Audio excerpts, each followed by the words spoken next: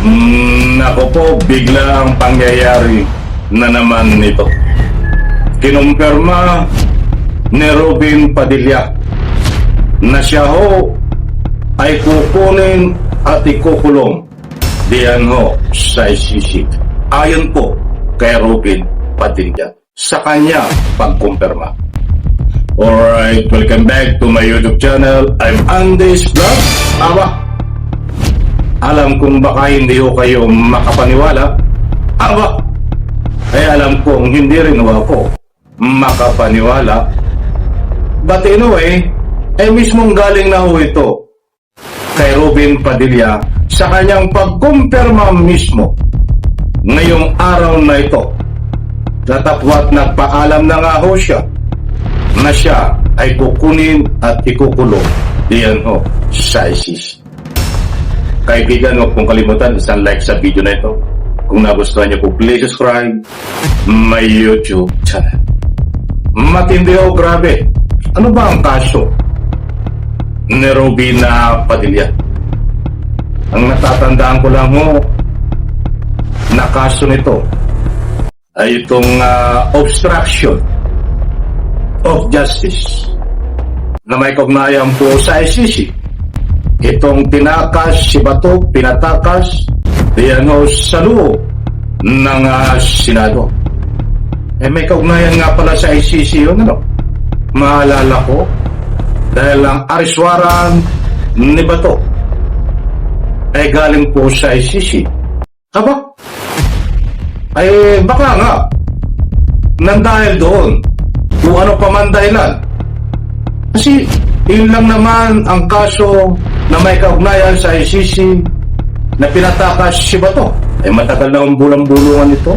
Matagal na itong usapin ay pwedeng ma-ICC. Itong si Robin Padilla. But anyway mga kaibigan, ako po ay nagtaka din at hindi makapaniwala. But naniniwala na rin ako dahil mismo ay kinumpirma ni Robin Padilla na siya ay kukulong diyan po sa ICC. Kukunin siya ng ICC at nagkaroon na po siya ng pagkakataon na magpaalam at kumpirmahin na kapanapanabik mga kaibigan. Huwag niyo pong kaligtaan. Dapat panoorin niyo po ito para malaman niyo po ang buong katotohanan. Ito po mga mahal.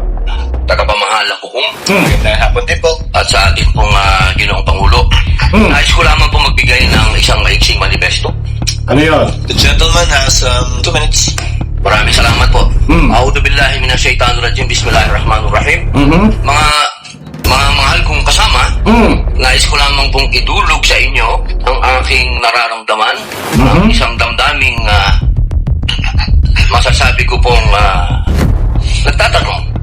Sapagkat ang mga nangyayari po sa ating hukuman sa mga oras na ito, hindi ko po alam kung ito ba ay eksakto lang na nangyayari o ito po ba ay sinasadya. Katulad po ng pagkakakulong ng ating dalawang senator judge na si Senator Jingoy Estrada at si Senator Rodaldo Marcoleta.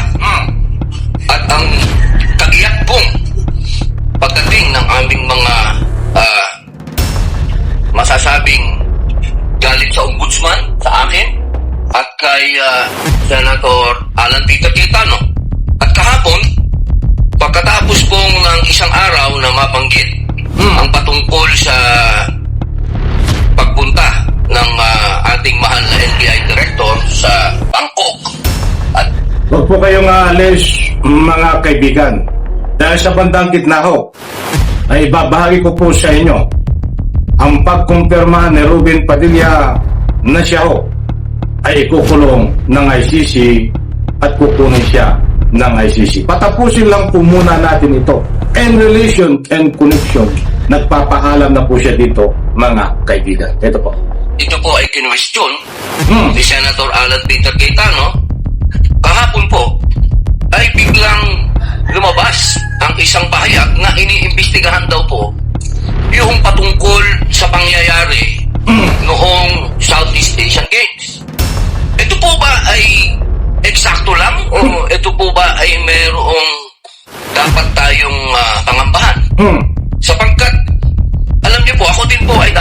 pupunta ng Iran. Nagyabang pa. Pagkat isinagawa po ang pagbibigay bugay sa namatay na kanilang leader, spiritual leader. Pero Ano hindi po daw? ako tumuloy dahil may impeachment po tayo. Tanong ko lamang po sa ating mga kasama, dapat po ba tayong mangamba? Dapat po ba kaming magamba? At tayo po ay parang eksakto naman lahat ito? Hindi ba po tayo ay malayang korte? Tayo po ay may karapatan na binibigay ng konstitusyon na magsagawa po ng pagdinig na ito. Yun lamang po. Maraming salamat po. Ano daw? Ginoong tagapamahalang. Medyo malayo sa katotohanan, no? Ang mga sinasabi dito ni Robin Padilla. Impeachment ang pinag-uusapan kung bakit siningit nito ito, kung bakit siningit niya ito doon. May kino-question siya eh, mga kaibigan. Ba't naman ito? Karugtong po niyan. Ito mga kaibigan, ibabahagi ko po sa inyo. Tungkol sa ICC. Naka-flash diyan sa screen at aking babasahin, mga kaibigan. Buwan sa Abante News Online. Nandiyan ho ang larawan ni Robin Padilla. Kaya sabi ko nga po sa inyo hindi po ako makapaniwala ho dito. Ba't nandiyan naman ho ang resibo? Handang magpakulong sa ICC. Babasahin ko po ang nilalaman.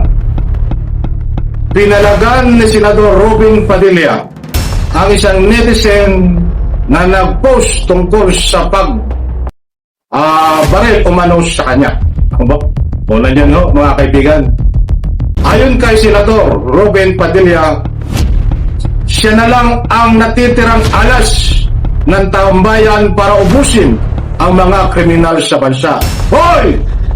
Robin Padilla, hindi ito pelikula. Huwag mong gawing kalukuhan at pinapaikot mo lang ang iyong mga sinasabi na napakalayo sa katotohanan. Sa pelikula mangyayari yan. Mga style mo yan. Uubusin mo ang kriminal. Anong itinutulong mo sa Republika ng Pilipinas? Manggulo at magsilbi sa mga Duterte.